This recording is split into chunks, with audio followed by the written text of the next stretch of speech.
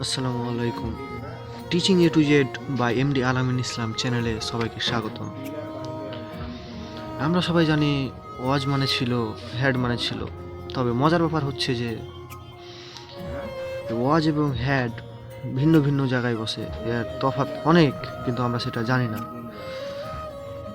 যেমন কোনো একজন ছাত্রকে জিজ্ঞেস করা হলো যে আমার বাবার একটি গরু ছিল, এর ইংরেজি কি বলতে পারো?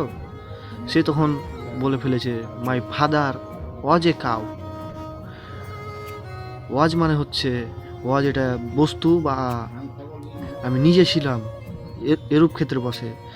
ওয়াজ এখানে বলছে আমার বাবা একটা গরু ছিল, বলছে আমার বাবা একটা গরু ছিল, কিন্তু মজার ব্যাপার হচ্ছে এখানে ওয়াজ হবে না, এটা হচ্ছে রং অ্যান্সার।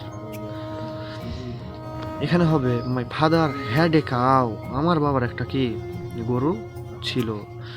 ওয়াজ বস্তু বা আমি নিজে ছিল বা ছিলাম যখন হবে তখন ওয়াজ বসে, আর হ্যাড বসে বস্তুর বা আমার ছিল, আমার কোনো কিছু ছিল বা বস্তুর কোনো কিছু ছিল, তখন কি বসবে? হ্যাড বসবে।